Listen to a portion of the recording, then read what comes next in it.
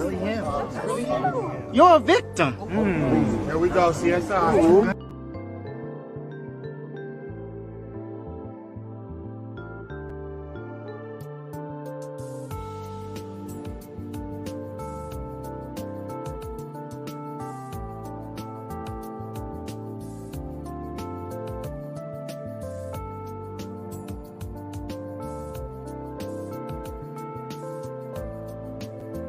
Beta!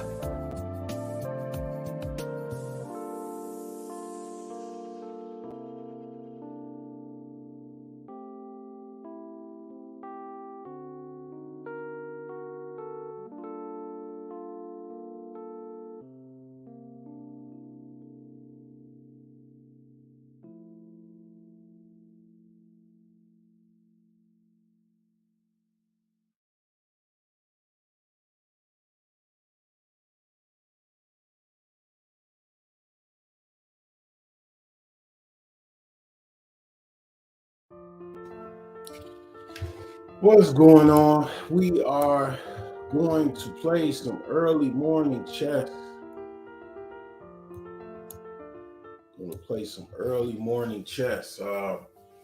It's gonna go out, do some things, but changes. The plans have been changed. So, basically, I decided to come on here and break the monotony. Break the monotony. So I'm gonna be talking about some things today. War. Earth is pretty much, man. It's it's a lot of wars going on, right? Wars and rumors of wars, like the Bible, right? It's hard, man. Dealing with times of war, and it seems to be increasing, right? So when I was coming up, the 80s to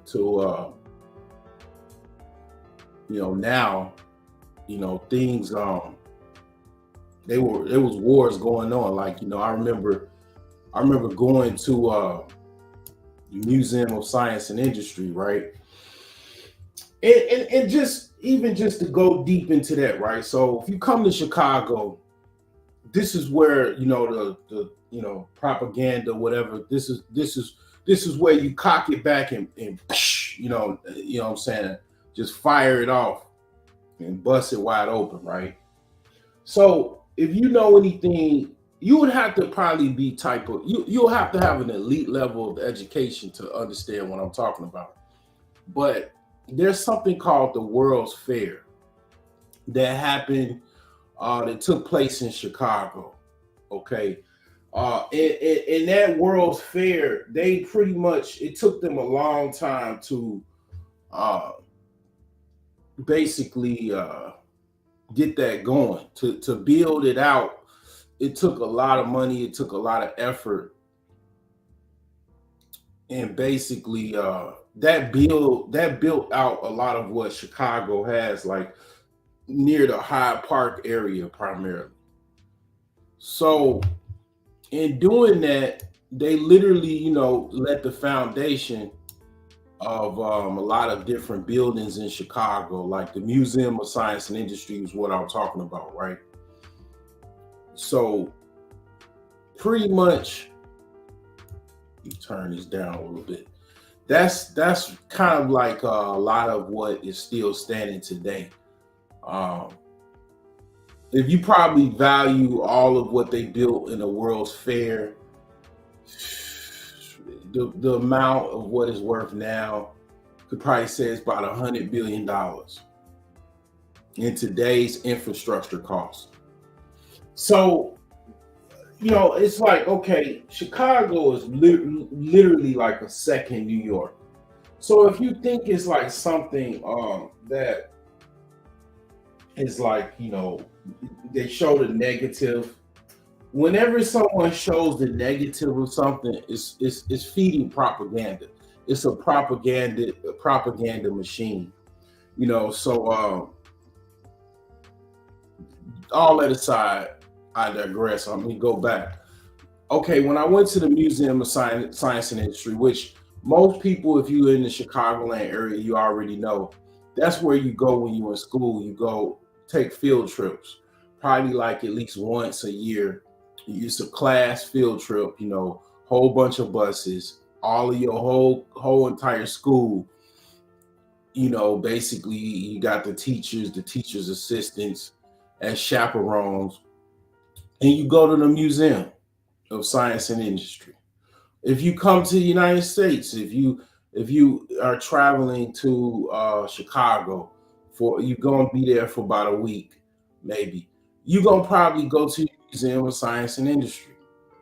Maybe your grandparents told you about the World Fair, because literally people from all around the world went to the World Fair. That's pretty much what happened. So let me make this a little bit. Let me make some changes to this. Drop this down. So that being said,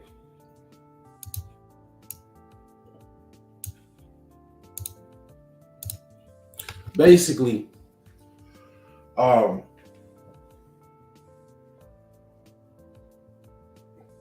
like I said, if you think about New York, the richness of New York, Chicago is like New York's younger, small brother. I mean, so that's like, that's why, people that are outside of Chicago, they have no clue like what's going on. Like they don't know. All they know is that's why I had to tell this dude. He was a trucker. He was on DJ Kuda's live stream. I had to check him. I had to say, man, sometimes you gotta turn the news off, man. I get it watching the weather channel. He was a trucker, watching the weather channel. I get it.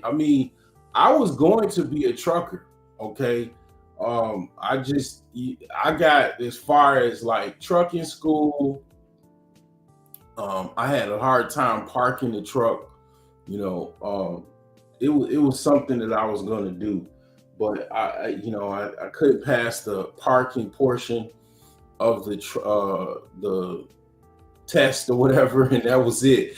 Probably 4 or 5 months later, I got another job in IT, and I was back in the mix.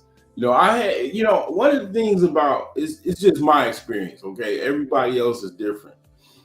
I've had moments where I wasn't working in IT.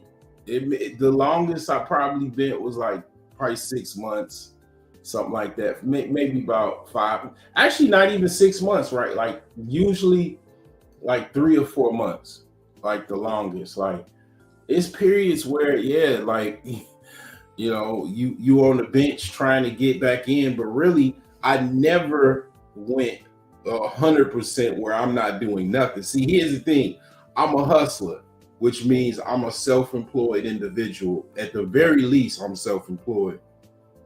So I know how to go out and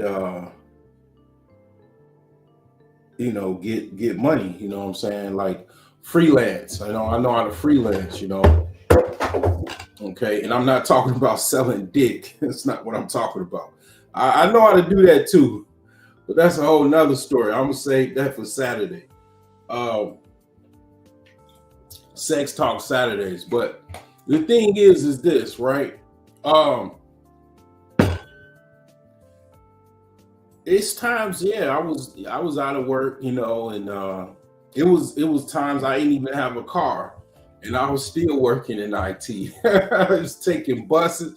I remember one time this was before I met my girlfriend and then wife, like ex-wife now. I was taking like 2 buses, about 2 trains to get to work, man. I was determined, man. And then of course walking to get to work. And I was hustling, man. I was like, I had closed my business down, my store,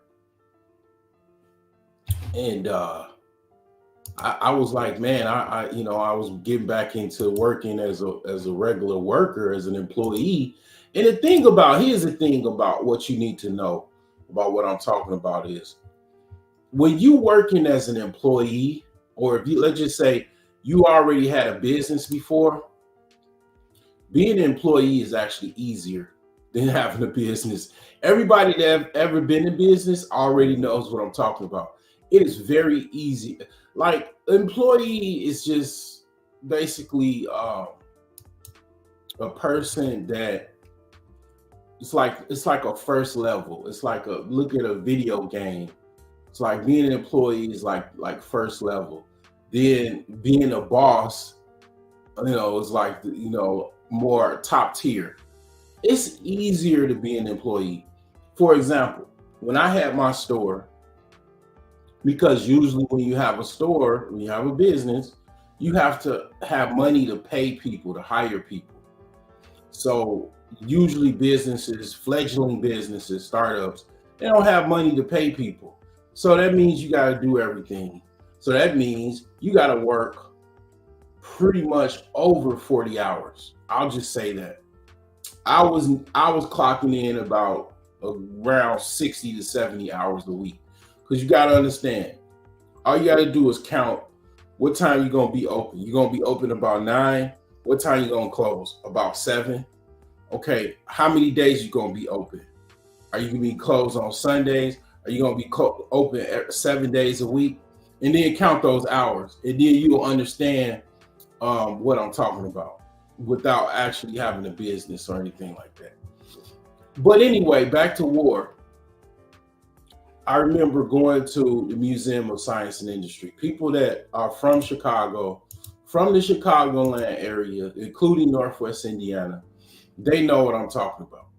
So I don't know if they still have this. They made a lot of changes.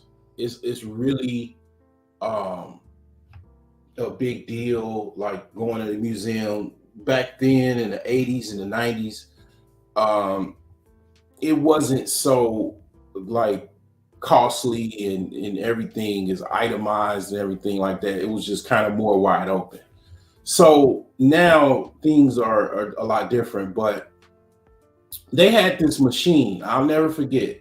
It was this machine that you put some coins in and it tells you what happened on the day you were born. So the day I was born, which is about 1980, okay? I'm not going to tell you the exact date. You had, like, literally, it was like a missile was launched, okay? I don't remember if the missile was targeted towards any country or anything like that, but all I know is a missile was launched the day I was born. Okay, that might not be a big deal, but I thought it was very, very tripped out that a missile was launched the day I was born. Like, okay, so another thing is when you a kid, you don't really know what the fuck is going on. Like, even the news shields you. The news doesn't report everything that's going on. You know that already. If you don't know that already, you know. I cannot see, I'm legally blind. Like, the news don't report every damn thing. So I didn't know a lot what was going on. Your parents ain't gonna tell you what the hell's going on. Unless your parents is like, I don't know, into probably ex-military or something like that. They ain't gonna be talking about that. So the thing is like I had no idea anything about no Mujahideen. I ain't know that the Russians was fighting Afghanistan in Afghanistan. I didn't even know what the fuck Afghanistan was. I ain't even know what a Russian was. You know, I had no idea what a Russian was or Afghanistan people were. I might have knew. I don't know. I might have just basically knew white people, Chinese people, and of course, like black people. That was probably all I knew as a young kid. And then I started learning, okay, Chinese people or Oriental people and all of that other stuff. But I had no idea what was going on in Russia and what was going on. I ain't know nothing about no Cold War. I ain't know that the Russians and were fighting the Mujahideen in Afghanistan. I ain't know nothing about that. I didn't start knowing about that till like I got older. And that's another thing. Like even in school, they don't tell you what the hell is going on in school either. Like regular school, primary school, they don't tell you what's going on. So I had to figure all this stuff out while watching documentaries and stuff. So, okay, that was going on. Okay, they was fighting the Russians. The Afghans was fighting the Russians. Okay, and the thing is, it was a holy war. So that meant all of the Muslims that that were dispatched, that was able to join in to fight the Russians. Okay, that's what happened. So they were also being, of course, funded by the Americans. And also that means when they say funded by the Americans, that means everybody damn near. Okay, that are allies to America, United Nations, whatever, right? The Afghans won. They beat the Russians. Okay, they pretty much, you know, a lot of people don't understand how the Afghans beat the Russians. Then not too long ago, pretty much, you could say beat the Americans. They had the same differently, but the Russians kind of like they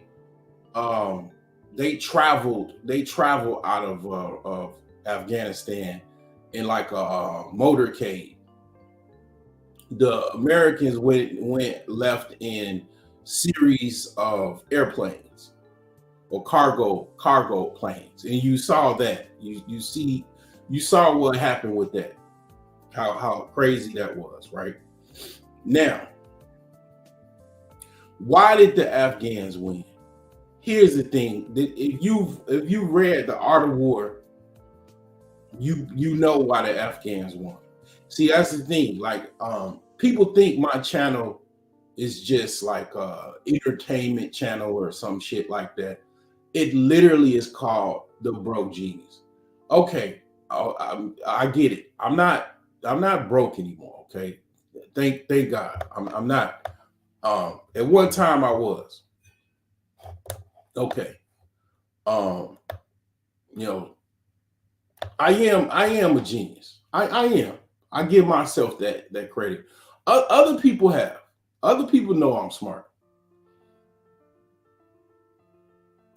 A lot of Virgo men are smart. It's one of the traits of being a Virgo man. If you know astrology, you already know. Virgos probably, I would say, are the smartest sign as far as the men. The women is a little bit different. Okay, a little bit different. But everybody, if you're a woman, who's your favorite artist? Who's all of the other women? Who do they follow? Or who do they go to? What were they talking about tickets to and all of that type of stuff? Backstage tickets, pricey tickets, $5,000 tickets and all of that. The Renaissance tour, right? Beyonce. What is Beyonce? A Virgo. Queen Bee, right? That's you know what I'm saying? But the thing is that the women in the masculine and the feminine in astrology and different signs are similar but different. You know, I'll just say Virgo women tend to be very stingy. I'll just say that. It's a trait with Virgo women. Virgo women are very, very stingy. Okay. And that's what people are complaining about with Beyonce. Why they're stingy? You know what I'm saying? You know what I'm saying? I'm not going into why that is, or whatever, but I'll just say that they know to be very, very stingy. Okay. Even my own sister is a Virgo. I've given my sister 2 cars. I'm younger than my sister. 2 cars that were mine, my cars. I have yet to get a car. I ain't got a Matchbox car. I ain't got a fucking Tyco, a fucking a radio control car. It just, I mean, I maybe I should put some time in to break it down why they're stingy, but they're very fucking stingy, man. I don't know why. I mean, she tries to justify it by giving me plates of food. I mean, like I'm a fucking animal, like I'm a dog. But I mean, that's what they do. They just very stingy. I don't know what it is. I'm all over the place, but I'm still driving home. The thing is this. When it comes down to it, I'm very well read, very well educated. Okay. I've gotten as far as like a bachelor's degree as far as education. But really, I went to school so long, the educational level I should have is at least a PhD. But all of that aside, when you come at me, that's why when I come on people's platforms, they try to overtalk me, because most likely I'm more educated and I know what I'm talking about more than you do. And then a lot of times I try to only talk about what I know about. So if I'm speaking, I'm talking about something that I know. I don't try to be a babbling idiot or a babbling baboon. That's not what I do. So anyway, back to history lesson 101. Morning chess talk, war, love, taxes, and economics. BrokeGeniuses.com. Check it out. The Mujahideen, pretty much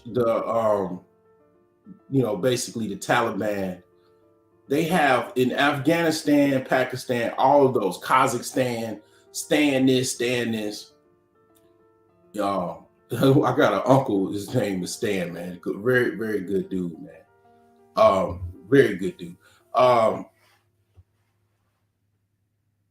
The mountains of those regions, those are stretched into the Caucasus Mountains.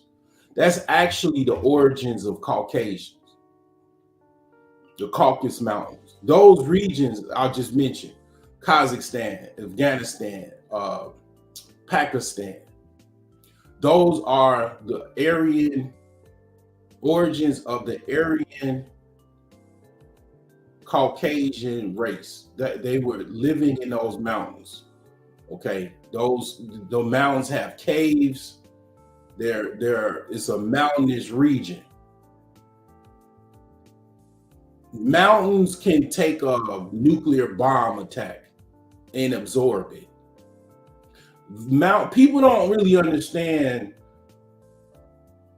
rocks and gems and stones and rocks and stuff like that. People are just, people, even the people that absolutely like, they study these things and stuff like that. A lot of people are becoming more awakened to gems, stones, and all of that, rocks and stuff like that now more than ever. And then if you get into it, people, like if you're a woman, they'll think you're a witch. But people always talk about witches, but they don't never talk about warlocks. It's funny. People are very one-dimensional in their mind. Okay, I am not a warlock, by the way. Okay, I don't. I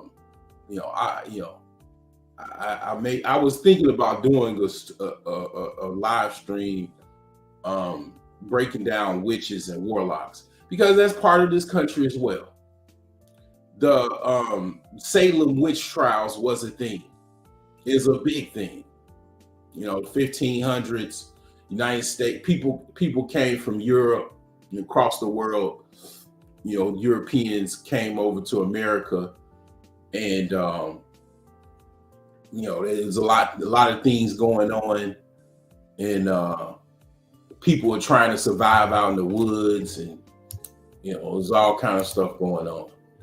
But yeah, that was an actual true story. The Salem witch trials. They were killing a lot of witches and, you know, all kind of stuff.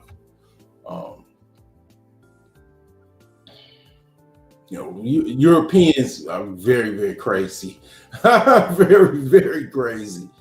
I mean, everybody is crazy, but they have every race has, or culture has their own unique level of craziness. First of all, in order to be able to survive in the cold, in the very, very cold, it's very crazy. Like, you gotta, you know, they had to survive. They had to do damn near everything to survive, and they still trying to survive. But the thing is this: when it comes down to it, you know, that's what those regions have. They have mountains. The actual terrain, you know, if you listen to military commanders, admirals and everything, they talk about Afghanistan, they'll say it's a logistical nightmare. And it was a logistical nightmare. You know, it was like, you know, trying to transport things, trying to transport troops. And if you read The Art of War, you have a high ground, you have the advantage. Well, if you all the way up on the mountain and you shooting down, of course, you have a high level of an advantage. So their actual geographical land is a weapon within itself. And they've defended it for thousands of years successfully. Their actual geographical terrain is a weapon, is one of the biggest weapons that they have. And their ability to live in that land and to know how to survive in that land and wait out their enemies is a weapon within itself.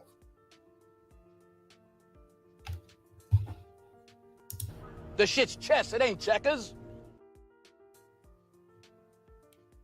So that being said, that's if you didn't know that, now you know. So when it comes down to it, a lot of things as far as the Crusades, all you got to understand is the Crusades never ended. And then you will understand. You will have more understanding than the average person. If you understand the Crusades never ended, also you already should know that the Korean War never ended as well.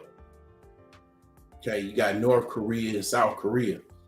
It was an armistice. It never ended. They just agreed to split borders, but it never ended. So anyway, that was going on, and what was also going on around the time I was born was Iraq and Iran were at war. I didn't know what Iraq and Iran was.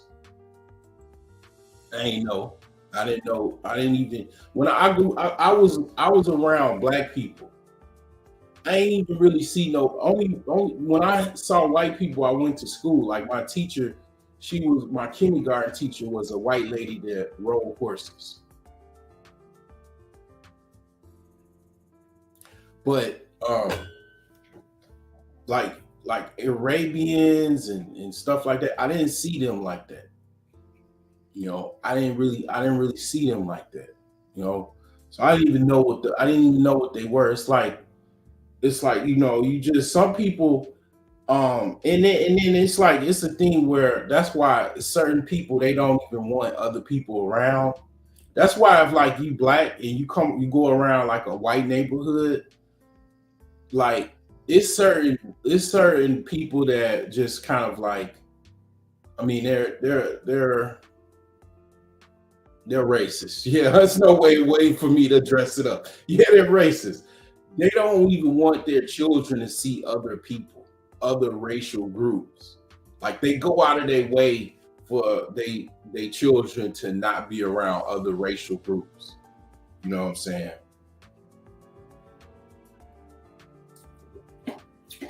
But the thing is that that's what happened in Afghanistan. Iraq and Iran, the Persians, the Iranians are the Persians, the Iraqis are the Arabians. They went to war. Okay, they were at war. They were also Saddam Hussein was funded by the American administration at that time, and then also the Mujahideen with Bin Laden was funded also by the U.S. So, yeah, I didn't know all of this. I had to figure this out with watching documentaries and shit. Now, here's the thing. This is where you probably gonna click off, and I'm gonna embarrass you and cook you.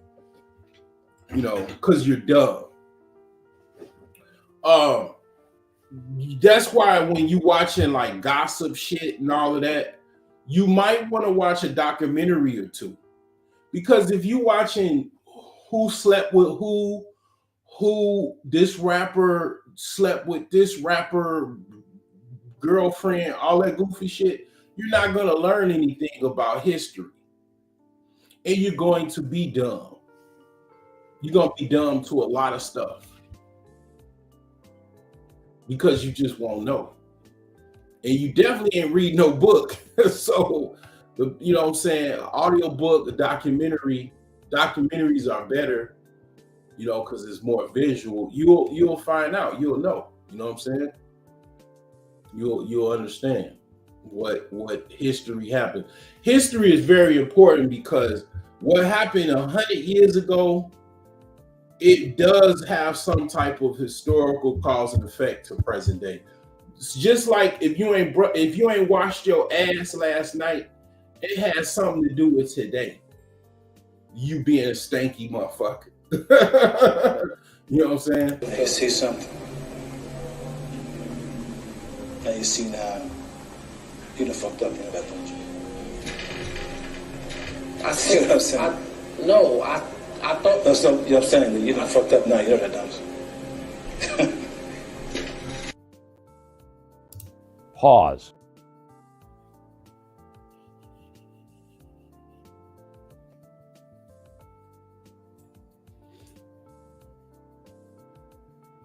Yeah, so history is very, very much important. You know what I'm saying? It's very, very much important.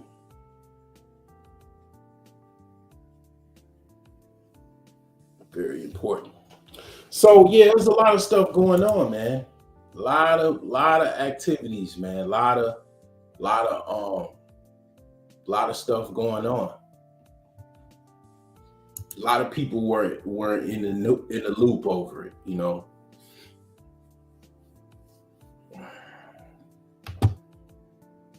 So now what's going on? It's like I said, what happened 10 years ago, 100 years ago, 50 years ago, 40 years ago, 30 years ago, it's relevant today. So now it's a progression. Okay, now instead of Cold War, it's literally a fucking, you know what I'm saying, a whole damn basically border war. Now it's like it's a progression. It's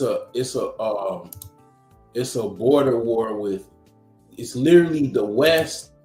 So let me put up a map. We're talking about war. We're talking about what's going on in the world.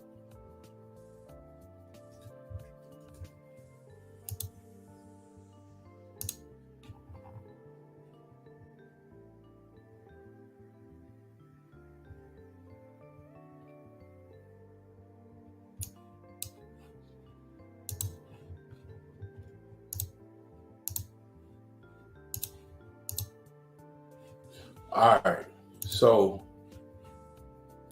basically right here. Let's zoom in.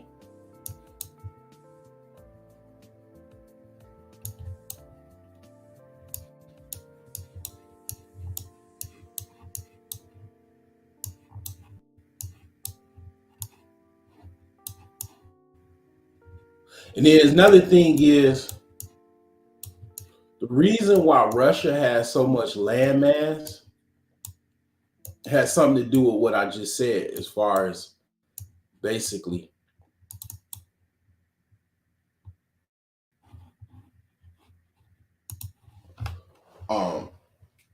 the Crusades. So you had something called the Ottoman Empire. The Ottomans. See, here's the thing. This is, I'm giving, it is what it is, right? We're talking about war, right? From my perspective, my opinions. So the Ottomans, you got the Ottoman Empire, and this is what you need to know about the whitewashing of history. They never put all of the cultural groups into the war. So the Europeans kicked out a lot of black people in Europe. All of the kings and the nobility, a lot of them, they went to Jamaica. They went to other colonies to help the white Europeans control the colonies. So they kicked out a lot of basically African people in Europe. So the Muslims, the Arabians, the Caliphate, the Ottomans, they didn't have that problem. They had plenty of Africans at their disposal that were very well trained fighters and warriors. So I mean, obviously there was slavery. Arab slavery was even more harsher than European slavery. But the Europeans, they didn't want, the way that their weaknesses was, and it's still their weakness today, but that's why they're trying to make up for it. They're not dumb like you think, but they do dumb shit. But I mean, everybody does, but they do dumb shit too. But that's why they letting all those Africans come in to Europe also, because they realized what happened and they got beat. The Ottomans beat them. They realized their idiotic ways. It's like, oh, okay, so you don't have that many Africans. You don't have enough soldiers. Your soldiers, you're racist. Your racism is going to cause you to lose a war. So the Ottomans came strong, and basically, let's move over here, right here. They came strong with basically the Islamic Caliphate, with all of the Muslim people in Africa, Middle East, around the world. They basically went into Europe in ancient Constantinople, which was the last remnants of the Roman Empire. And they won. And one of the reasons they never tell you in school or even in the paintings and stuff like that, they don't tell you why they won. One of the reasons they won, and I mean, this is still present to this day, is because the Europeans had basically a military problem. They kicked out all of their racial, basically non-white Europeans. And that was their weakness. The Turks didn't have that problem. They had plenty of those highly skilled, well-trained Africans at their disposal, as well as other groups at their disposal. And that was one of the major reasons they won and beat, basically the people of Constantinople, and basically took over. And that's where you got modern day Turkey, because of the Ottoman Empire. Now, the Ottoman Empire came after the Mongolians. Now let's go back to over here to Kazakhstan, Uzbekistan, and all of these regions here, and then Ukraine and Russia. One of the reasons why Russia has all of this land is because they got it from the Mongolians. The Mongolian Empire stretched all the way towards middle Europe, which would be Hungary, Poland, Serbia, Slovenia, Austria, Germany. They stretched all the way inward and then all the way in the east as well. And they settled, different parts of that region. But when they start falling off, the Russians, which is pretty much their part Mongolians, because the Mongolians took all of Russia. At one time, the Mongolians pretty much they flattened Russia to its knees. The remnant, the Russian people were on their knees begging for mercy from the Mongolians, and they never forgot that. And it's part of their culture, it's part of their DNA. They're part Asians. They're Eurasian. This is called this European is called Europe, but it's really Eurasia. Europeans that are part Asians. That's why they call them Caucasians, from the Caucasus Mountains, from the Caucasus regions. All of these are mountainous regions right here. You see green and all of that. It's land, it's forest, and it's mountains. Some of the most beautiful mountains you'll ever see, actually. A lot of times people don't really go, they don't travel, and it's just like us basically. It's out of one of the reasons why the main reason people don't travel is out of fear. And rightfully so. You should be scared to do anything. I mean, fear can save your life, but the thing is, it could also stop you from traveling. But the thing is also, these are some of the most beautiful sights you'll ever see, as far as mountains, woodlands, forests.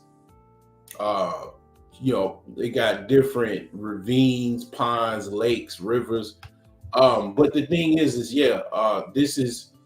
this is pretty much, how Russia got all of this land. They got it from the Mongolians.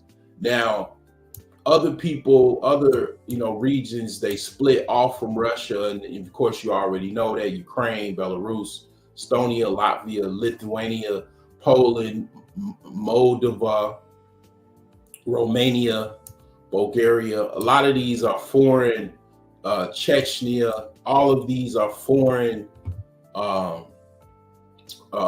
provinces of Russia, okay, which is this big, large landmass here. They don't even have enough people to fill this landmass that really stretches far, and they could literally walk over to it. This is Alaska. This is how close Alaska is to Russia. They endure, like right now, it's cold over there. You could walk over there. Okay, you could literally walk through. I mean, there's a presence, a border presence, a military presence over here to basically, monitor that, of course. But yeah, it's very, very close to the United States. So that being said, okay, all of that Cold War stuff and all of that, okay, this is the culmination of that. This is the progression of that. It's this Russian mainland. They want to get some of this back.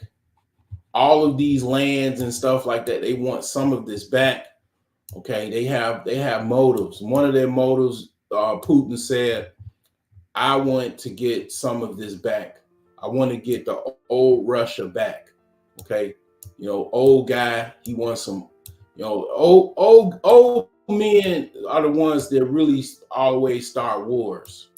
A lot of times the old men, they always want to go to war and shit. But they don't want to fight. They just want other people to go. So anyway, this is the progression of that.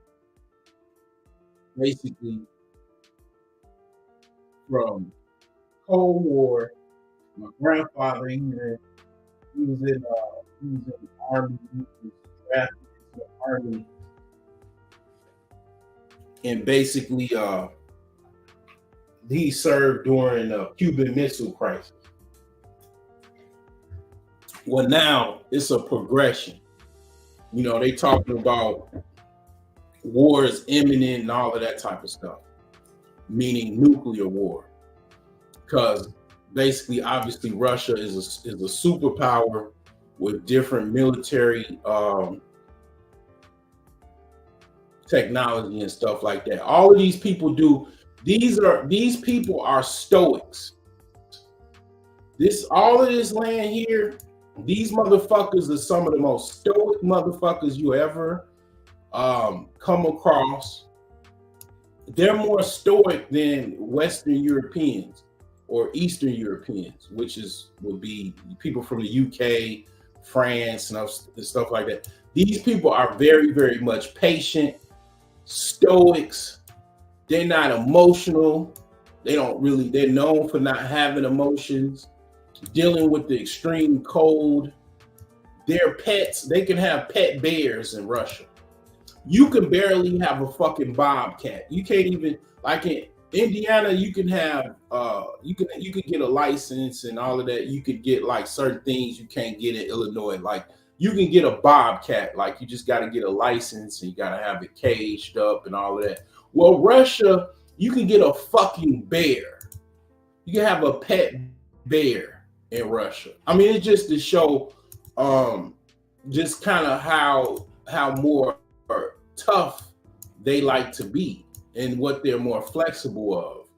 So yeah, they have bears as pets. They have a lot of wide range. They get away with a lot of different things because it's like, you know, they're known for you know, just basically being just these like unemotional, stoic, hardcore individuals. They're able to deal with a lot of things the average American doesn't want to deal with. Hard, extreme cold, because they have Siberia, which is over in the basically eastern part of the country, where it's cold towards Alaska. They got one of the biggest tigers in the world, the Siberian tiger, that hunts bears. It's part of its diet is eating bears. So they, you know, a lot of people are even scared of Russians. They don't, you know, they're very tough. They're known for being tough and shit like that. The thing is that, you know, I say shit. I mean, you know, tomato. You know, Africa is tough as well, and they don't have money like that. I've seen people survive out in the desert, you know, where it's really, really extremely hot.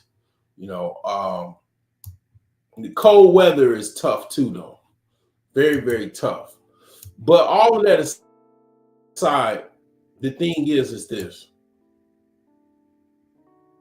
This is a progression of the last 60 years of conflicts. This is war. People are like, oh, you know, you're funding this and that. If they didn't fund them, they would just walk across. It's that fucking simple. And it's like, you know, a lot of times people don't really understand war. They really don't get it. It's like you know, those same people probably let people bully them in high school and primary school. If you don't steal on a bully, he's gonna keep fighting you. Even if you're still on him, he gonna still keep trying to steal on you. if you keep letting them steal on you, you're gonna keep getting stolen.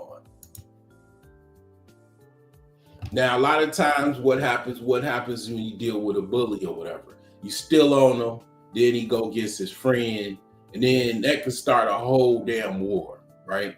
You know, because really what it is the reason why he stole. Sometimes here's the thing, right? And I know this is very personalized, but I'm getting to a point. Sometimes the reason why somebody is trying to really like steal on you or fight you is because they know they got backup. That's why I look at people that's in gangs and stuff. You know, a lot of people that were in gangs, the reason why they were in gangs is because they had a problem fighting individually. They couldn't fight groups of people or deal with groups of people, so they had to join a gang by survival. A lot of times what happened in those people that joined those gangs, their own gang knew their weakness and knew why they joined the gang and would beat them up.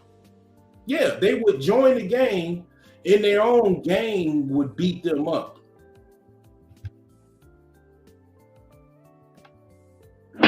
That's fine. What? Yeah, it happens quite often because the people can see your weaknesses no matter what happens. Like, oh, okay, yeah, so we got you in the game, you done did the initiations, everything like that, but I still know the reason why you joined the game. You joined the game because you're a pussy. I'm still going to exploit the fact that you're a pussy. You know, people, I mean, humans are not unaware of circumstances and weaknesses and problems, and they will manipulate those problems and weaknesses. Now, here's the thing. When it comes down to it, I don't know what the fuck is going to happen. I'm just stating the case, okay? As far as this is the Ukrainian border, this is Russia, this is the progression of, in my lifetime, all of the different conflicts is getting very, very close. It is progressing. Now, that being said, you know, you got different, you know, things going on also here. This is where a lot of oil is. Okay, this is where a lot of oil is. And then also you have in a central region here, the Central African Republic, which is the Congo, they have every damn thing. Okay, this is a conflict right here. The news ain't even reporting anything on this. Okay, the DRC, okay, the Democratic Republic of Congo. This has everything that makes your cell phone, computers. Okay, they have coltan and all kind of different minerals. This is like fucking Wakanda, literally, the Congo. Okay, and basically all of this region here, all of this eastern Horn of Africa, cradle of civilization, okay, all of this oil here, these people used to rule all of this. The Axum Empire, the Ethiopians, they used to rule all of this from Iran, Afghanistan, Iraq, Syria, Jordan, all this, Israel, Oman, Yemen, United Arab Emirates. Thousands of years ago, they had all of this land here. They got pushed out, pushed back into Africa. The people from the mountains came down and they saw, you know, basically these people ruling, and they pushed them back down. Now, these are the same people that fathered all of these people. They have DNA of these people here. The Indians, Pakistans, the Afghanistan, Iranians, Iraq, all of these people, they came from Africans, and basically they're a combination of Eurasians and Africans. Now, They also had slavery. They caught the people. They went to war, and then they spread. That's why you see black people. That's why you see dark looking people all the way in Thailand, Cambodia,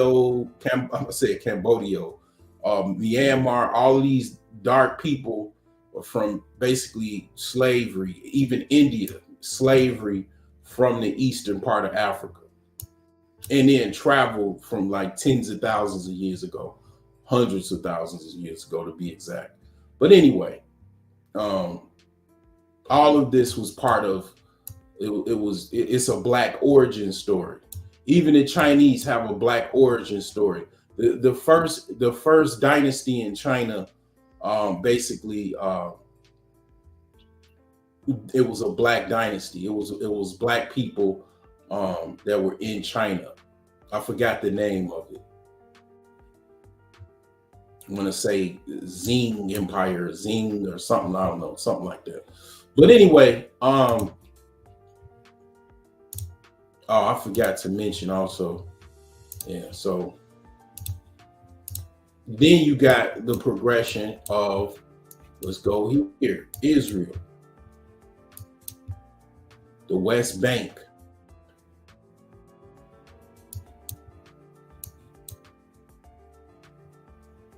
Gaza, right here, the Gaza Strip. So they already had a plan to eradicate the Arabians. Basically, these are Arabian people. Okay, some of the poorest Arabian people. Well, the Yemenis people are poor, are pretty poor too, but they damn near second. People from Gaza, the Palestinians. Now, we all know the story and the history of Jerusalem. Or the European Jews that were annexed this land from World War II. The plan always was to kick these people out of here. That was always the goal. It was before I was born. I mean, that was, from 1948 onward or whatever they got this land. That was always the plan, no matter what. The Arabian people already knew that. It's obvious. But the thing is this is a progression, okay? They attacked them at midnight or something like that. They had a raid because they got tired of their shit, and a whole bunch of stuff came about from that. That gave the groundwork to attack these people and to basically just flatten them.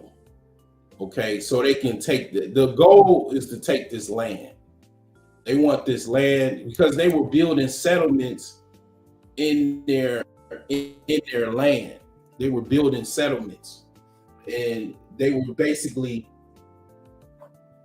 telling the people that had the land to move, to get out. People would just imagine, all you got to do if you're a poor Jew, a poor European Jew, and you need some place to live, all you got to do is kick out some Palestinian family that's in there and tell them they got to go. And you don't work hard, you done saved your money, you done had the house for years, generations, and then some person tells you to leave your own house on some gangster shit. And then you just, you're gonna do it, and then you're gonna be pissed off about that shit. And this is decades, and it's like, the thing is that the plan is the plan. This is a progression. They, pretty much flatten these, this area here. They invaded it. What's gonna happen again? I don't fucking know. If I knew what the fuck was gonna happen, why the fuck would I be sitting here on YouTube?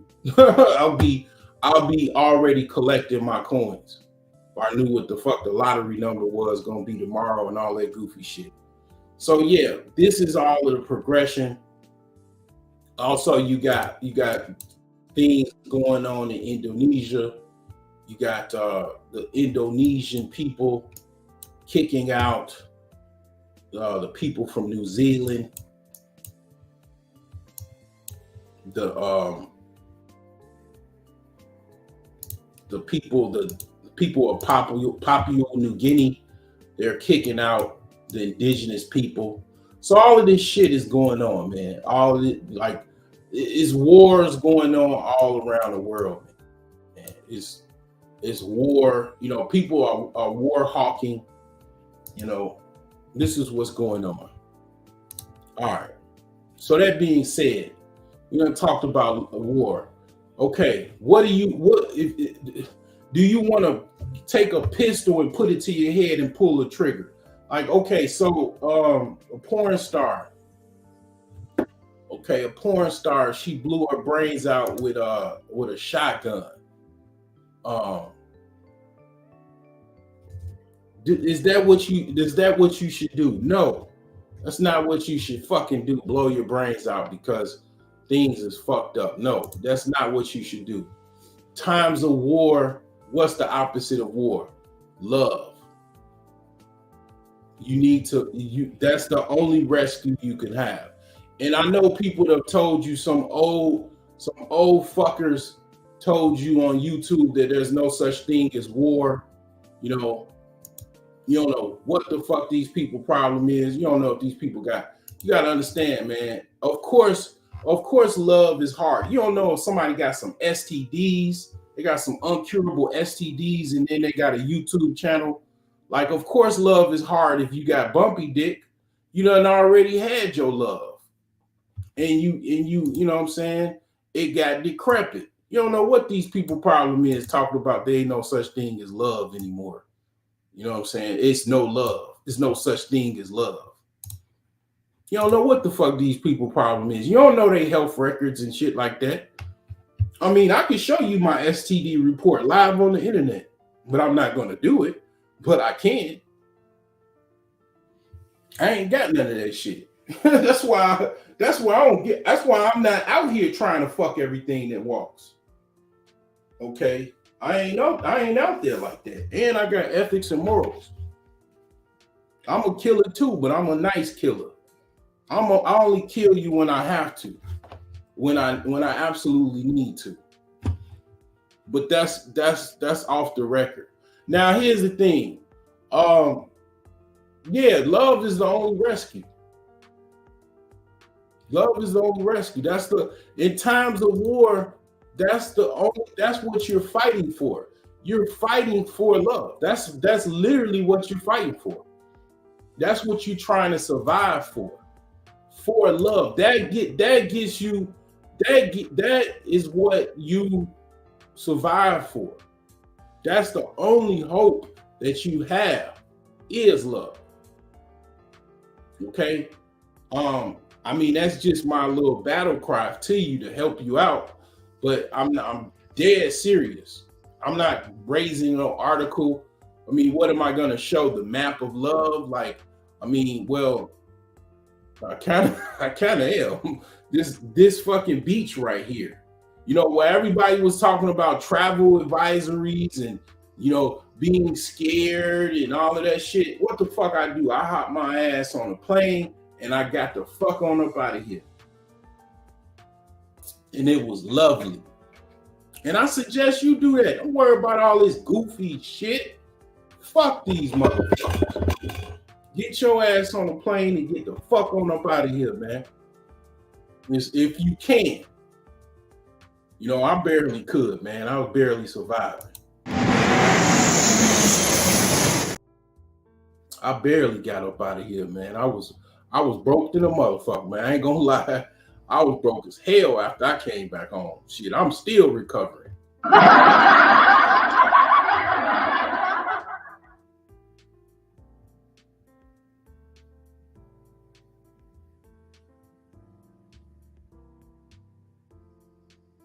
But yeah, man, love, man. That's what you gotta do, man. You love will motherfucking conquer all, man. That's what you do, man. You lean into love, man. And you keep the pistol ready. You keep your guns ready, and you lean into love, man. That's how you survive. That's how you get away from pulling the trigger on yourself and destroying yourself. You don't destroy yourself because other people fucked up. You know what I'm saying? It's a lot of evil in the world. The man has to destroy evil. Man has to kill evil people. Man has to destroy evil people. If they don't, those evil people will prosper. For evil, someone has to live.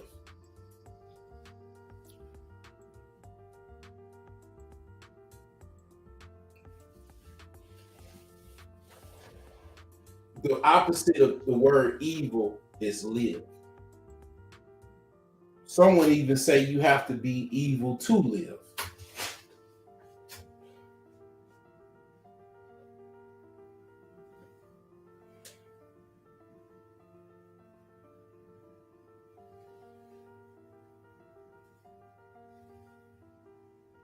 I don't know. That's a discussion that someone could have another day. But again, this is definitely one of the most hated channels on YouTube.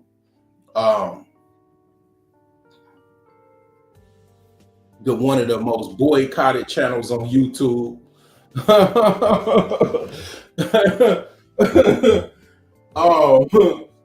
You know, I done talked about everybody. I done talked about everybody on this channel. I done said everything about everybody on this channel. And I tell the truth. The people that tell the truth have few friends, have few people that like them, because a lot of what people do is they kiss up to people. They kiss up to people. And I'm gonna tell you this. That ain't what I do. I call it out like it is. Even if it hurts me to do so. Even if it's not politically correct for me to do so. I still call it out. That's why I'm better. That's why I'm the best and better than the rest. You know what I'm saying? And I don't stress. And I don't smoke cess. Oh man. So anyway, man, that's that. Now we in tax season. Okay, we in tax season. Okay, let's talk about taxes. So you know, tax season, I think what's the deadline? April 1st. I think the deadline for taxes. Deadline for taxes is April 15th. April 15th is the deadline to file your taxes. That's the deadline to file taxes is April 15th. I think you can file like an extension. You have to call an IRS or something like that to figure out how do you do that. Okay.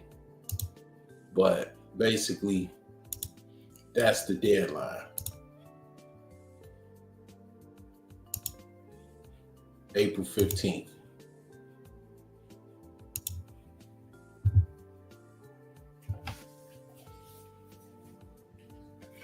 Now, I will say this. I'm gonna give you a free some free advice.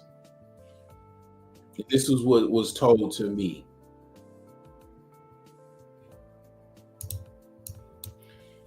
So if you are in business, and this is where taxes is really problematic for people, including myself. I'm trying to figure out, you know, still trying to figure out my taxes.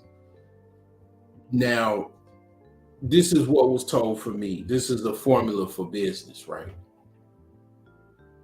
It's like, you know, 3/3, which is a whole. So one third,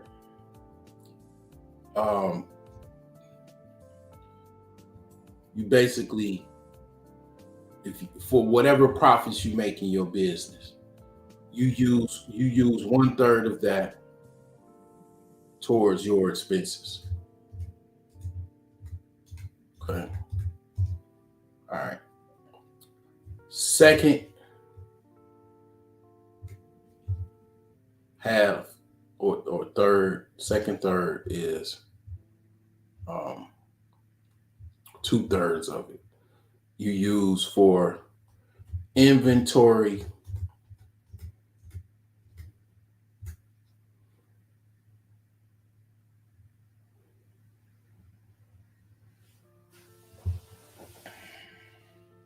or supplies. Supplies. We'll put supplies in there. Supplies in there. Okay. Third, taxes or savings. You save it so you can pay your damn taxes.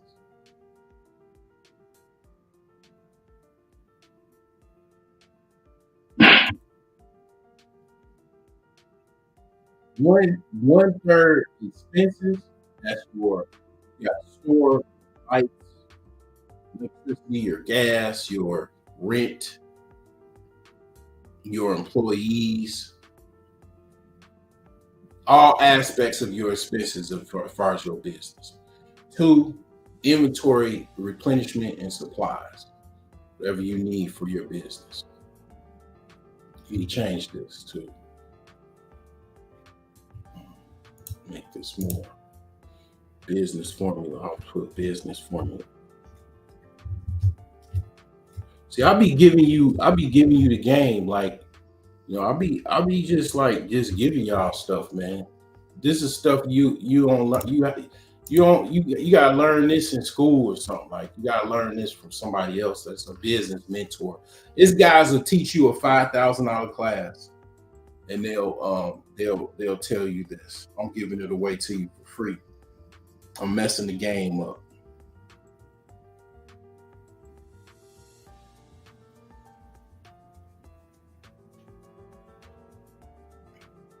So anyway, this is the business formula. One third expenses, 2/3 inventory supplies, and the other third taxes and savings. And you saving so you could be able to pay your taxes, because you know most likely you're going to have to pay some taxes. And what are you working for? What are you in business for? You're in business to make money. So you want to be able to have to save some money. Part of the expenses, primarily if you're making enough money, is for your it's for your paycheck. You should be able to pay yourself, some type of income after a while. Okay, after a while, or you working somewhere else. Okay. And this is a reminder to myself as well. Okay, this is the formula right here. Business formula for success. Okay, right here. Okay, so that's all I can say as far as taxes. Economics. Let's look at FinViz real quick. Let's look at how the market's going. I'm not currently in the markets heavy like that. I'm in the market to buy a new property. I'm in the market fixing my house up. Like that's pretty much what I'm into at the moment. The Dow is down, NASDAQ down. Okay, let's see what's going on. We already know what's going on, right? Okay, let's see what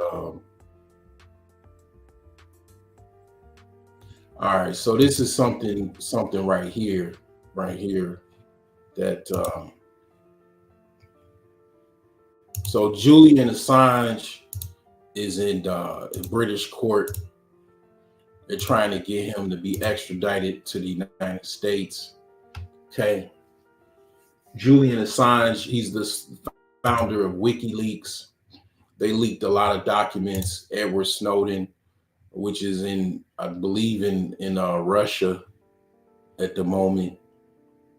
He's one of their pawns that they're using. Okay, Julian Assange is basically on his last extradition trial to the British High Court. Okay, he's fighting in British court to be extradited to the United States. That is a big deal. A lot of people forget how big of a deal that actually is. That actually is a huge deal. People are programmed to forget things, to forget even how big of a deal something is. So that's kind of what's going on. It's a lot of layoffs. A lot of layoffs are going on. Quite a few layoffs.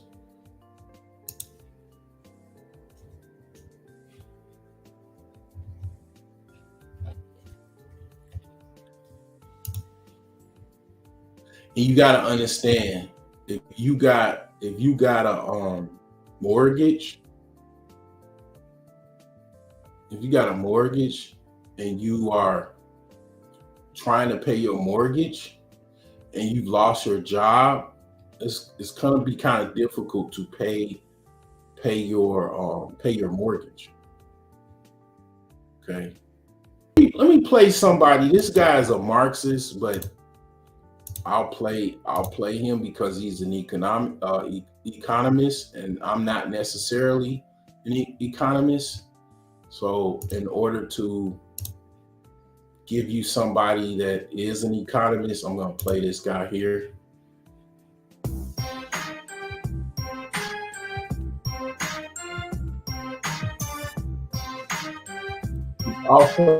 He's also Jewish. So.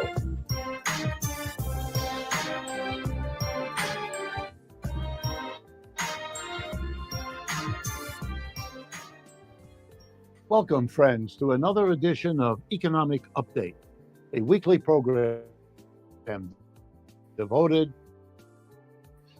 to the economic dimensions of our lives and those of our children. Your host, Richard Wolff. As usual, I want to begin by reminding you that our friend and volunteer, Charlie Fabian, is awaiting word from you by email. If you have topics, suggestions, documents that might be of interest and use to us in formulating the segments that comprise this show. Here is Charlie's email, and he is grateful, as we all are, for what you have been sending in, which far exceeds what we expected when we started this little small aspect of our project. charlie.info438@gmail.com. Once again, Charlie, spelled Charlie, charlie.info438@gmail.com. Today's program is going to be talking about the economy of Germany and all that it means for Europe and therefore the world. Organizing success among low-paid workers in California. What the war in Ukraine has meant to the stock market versus what it has meant to you and me. And the mass movement of protest of European farmers. We don't give enough attention to agricultural work and work conditions, neither in this country nor in many others. So this was a chance to make up for that deficit by talking about a remarkable movement across the continent of Europe, led and mobilized by the farmers in those countries. And in our second half, we will continue what we began last week, which is a survey of some of the more egregious, unjust, unfair aspects of the tax code of the United States, now that we are heading into the annual tax-paying season. Okay, let's start. Germany. Germany was, for most of the last 20 years, the powerhouse economy of Europe. The largest single economy, the one growing the quickest, the one with a global footprint far beyond that achieved by most of the other European countries. But now the situation has changed dramatically. Germany is affected by a remarkable label, quote, the sick man of Europe, end quote. Why? Because the engine of economic growth in Europe, Germany, is not moving along. Germany is, if not in recession right now, so close that it is something that the German people can taste and are reacting to, as the politics of that country goes through a major shakeup, reminding many people of what they observe here in the United States over the last 7 or 8 years. Here are some of the signs and the reasons why Germany is having such a hard time and why Europe, therefore, is having one too. First, not only is there no growth in Germany, but they are busily losing their markets. They are busily losing their very industries. The most popular word in headlines in economic news in Germany these days is the word deindustrialization, the opposite of industrialization. It's when you're not growing new or expanding factories and manufacturing. It's when you're doing the opposite, shutting them down, not replacing them, shrinking them. And why? First and foremost, the war in Ukraine. And how does that work? Well, the economic strategy led by the United States, with which Germany has cooperated, has been to levy sanctions on Russia, the biggest one of which was not buying oil and gas from Russia the way it had been purchased before. Let me be clear. One of the reasons Germany was the success of the last 20 years was that it had the best access of all of Europe to cheap oil and gas from Russia. That enabled the Germans to outcompete the French or the British or the Italians. Yes, I know we all hear the stories about the Germans are great technical workers and efficient and engineering types. There's a little of that, but this was the much more important. They had cheap energy, cheaper than what the French had to pay to get energy from North Africa, or the British from around the world, etc., etc. And they lost that. To go along with the United States to fight Russia through Ukraine, they had to go from cheap energy to very high-cost energy. Instead of cheap Russian oil and gas, they had to buy liquefied natural gas from the United States at a much, much, much higher price. And that meant that they had to charge more for what they produced in Germany. And that meant that the people around the world didn't buy German goods the way they once did, because they were now too expensive, since the Germans had to pay more for energy. So they shifted to other countries. And that hurt the German economy badly. Then there was the global inflation, partly because energy prices went up, prices across the board went up in Germany and in Europe. And what did the German central bank do? The same thing that Federal Reserve did, raise interest rates. Was that the only way to deal with an inflation? No, we made that point on this program repeatedly. But that's the one they chose. And if interest rates went up, that meant another cost of doing business for German industry went way up.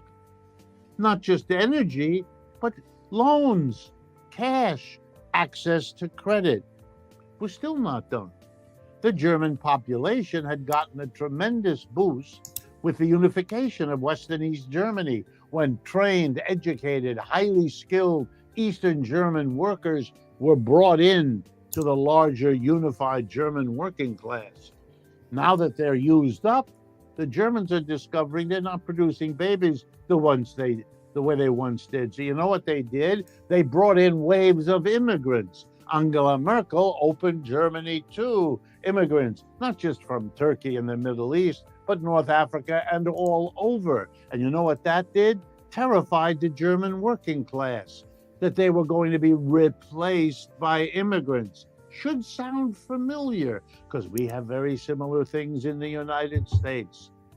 And that disrupted German politics as the left wing of the working class moved over to the right wing because they saw a more urgent threat in those immigrants than they did in the slow but scary decline of German capitalism. Put all those things together, Germany's got big problems. They can't continue immigration. Their working class won't allow it. They can't solve their labor shortage that way. Meanwhile, they have high interest rates and they have high energy costs. And so the engine of Europe sputters and goes down. It's going to make big changes in Europe, and that's why it's important for me to alert you to what's going on. The next update is simply a hats off. There's a new organization called the California Fast Food Workers Union. It's been an attempt, successful now, led by workers, particularly Black and brown Americans, working in the fast food industry, and particularly in McDonald's, Pizza Hut, and a West Coast chain called Jack in the Box. They've been very successful. They've been working with SEIU, Service Employees International Union, part of the AFL-CIO, and they formed this new cross-company alliance of fast food workers. This April, they begin to enjoy their first victory. $20 an hour minimum wage across all fast food outlets represented by this union. They get guaranteed minimum hours so they can earn a decent living. You can't fire workers anymore unless you have a just cause, and that's spelled out. And there can't be retaliation for workers who unionize. That is the law in the United States. You cannot be fired for union activities, but they do it anyway, don't you know? But they won't be doing it in those restaurants because they just signed off on it, and now there will be legal penalties. And there are more.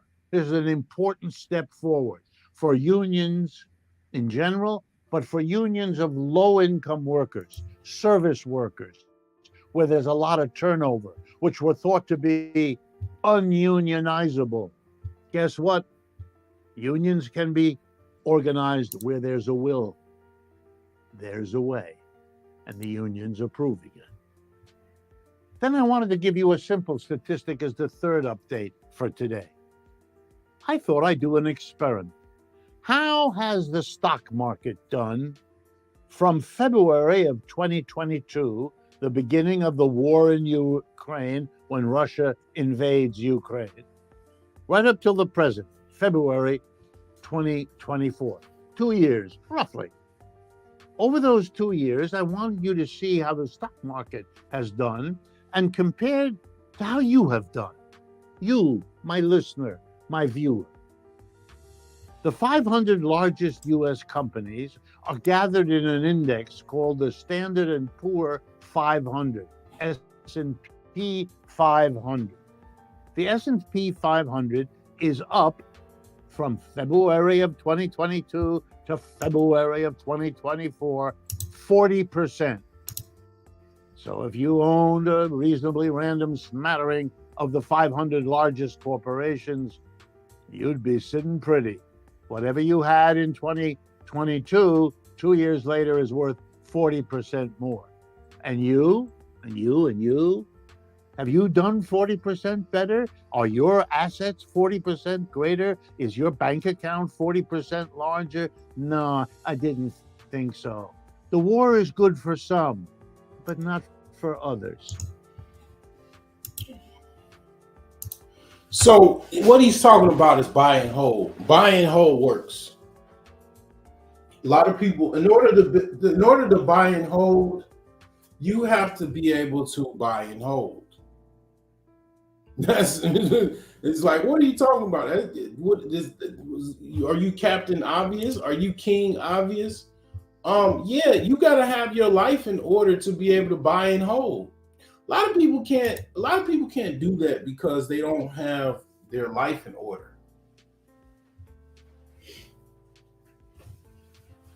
That's one of the reasons why I bought my house, because, and I suggest people to buy, I recommend people to buy a house, even if it's a fixer upper, because everybody needs a place to live. In a home, you could throw cash at a home. You can every day that you make some type of renovation, you make an improvement, you put more cash into your home. And then you can sell that home for some money that you could make and you can basically scale up in life financially. You could go put that money into the stock market, and then you can buy and hold. But in order to really buy and hold, you really have to not be able to touch the money. And how do you not be able to touch the money? You have enough money in other places that you don't have to touch that money. You have enough cash savings that you don't have to touch that money. That's how you do that. So, anywho, I'm gonna play some chess, because I had like a long discussion. I don't know how many games I'm gonna play. Also, I'm gonna drop the link in case anybody want to talk. Basically, I should have dropped it earlier. I'm sorry.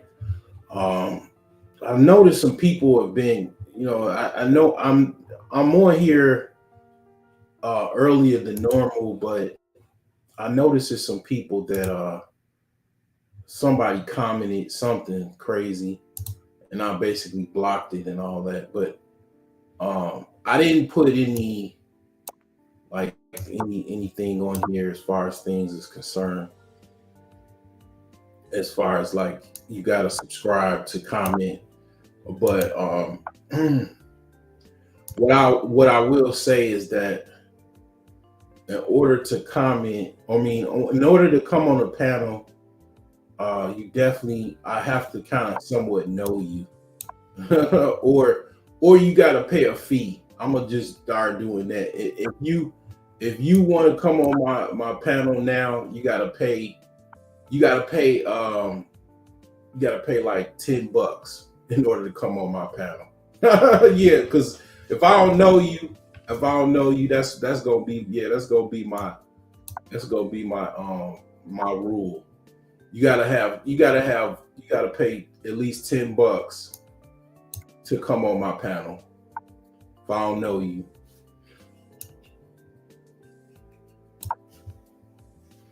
You gotta pay $10 to holla.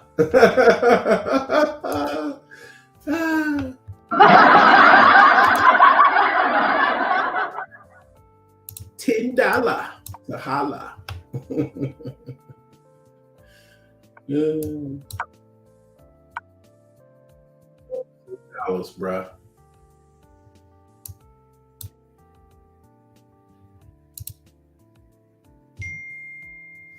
$10.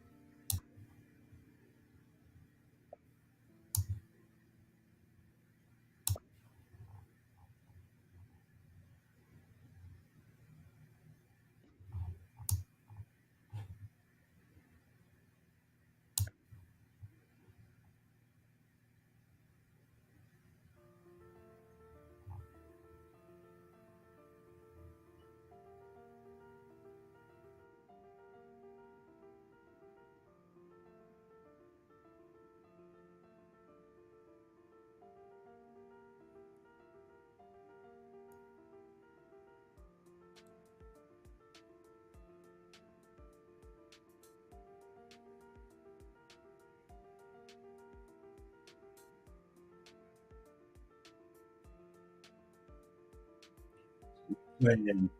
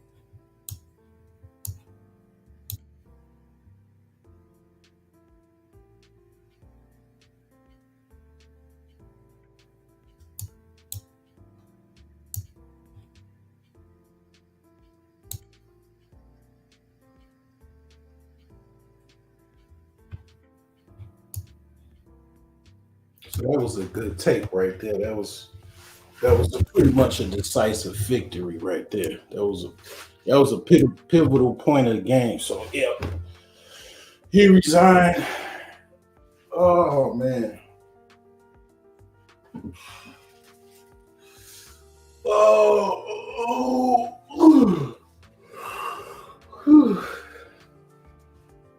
I made them. Let's see how many blunders did I make. I made 4 blunders, 2 misses. Yeah, I know. I made some blunders because I could just feel it. I could feel the blunders. Feel them.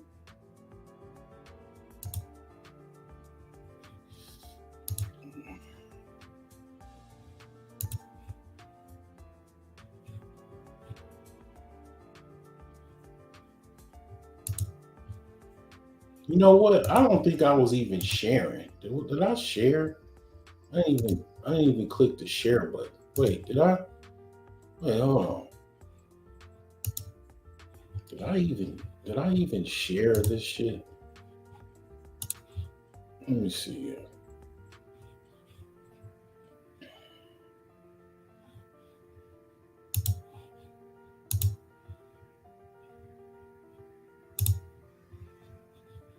Let me see.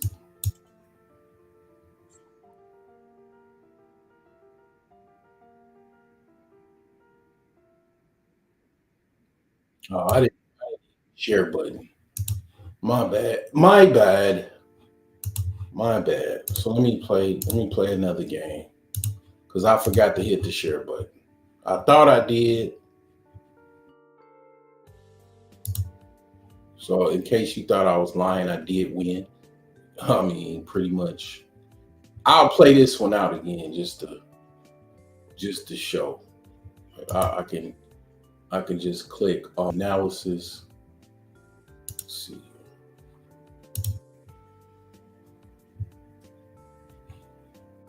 Let's see. So that's one of the good things about chess.com. They allow you to replay stuff or whatever. Like you could see where you messed up. Like, you know what I'm saying? So let me click play on here.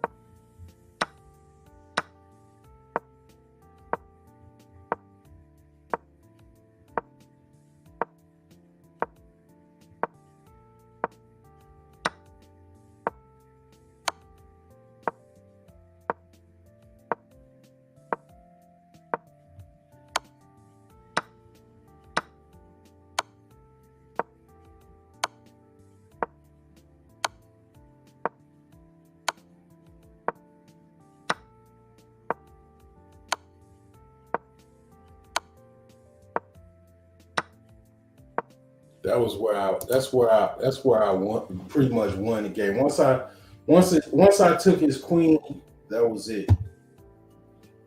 That was pretty much it.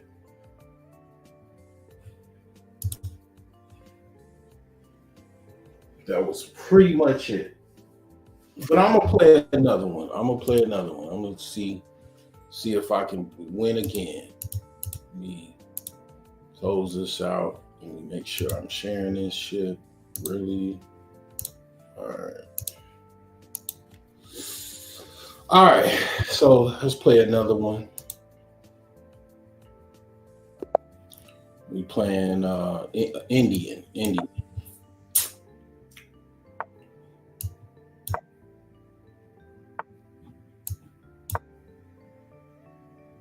Yeah, I work for an Indian company pretty much.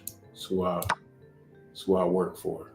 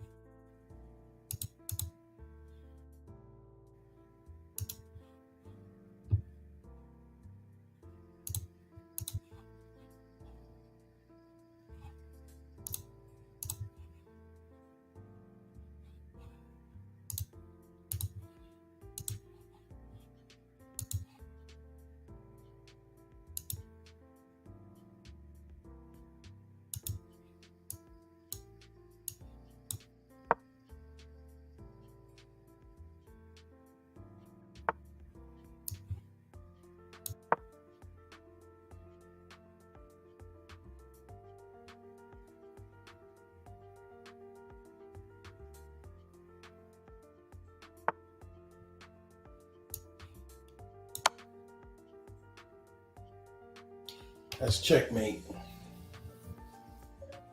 Pretty much.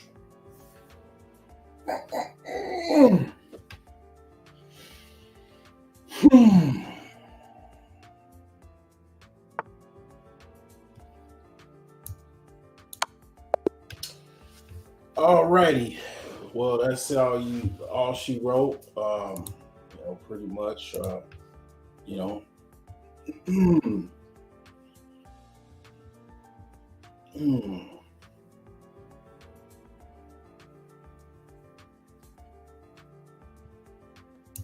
The shit's chess, it ain't checkers.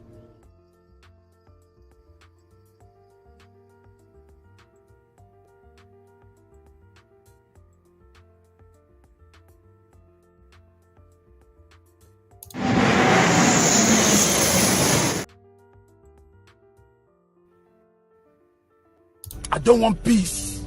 I want problems always.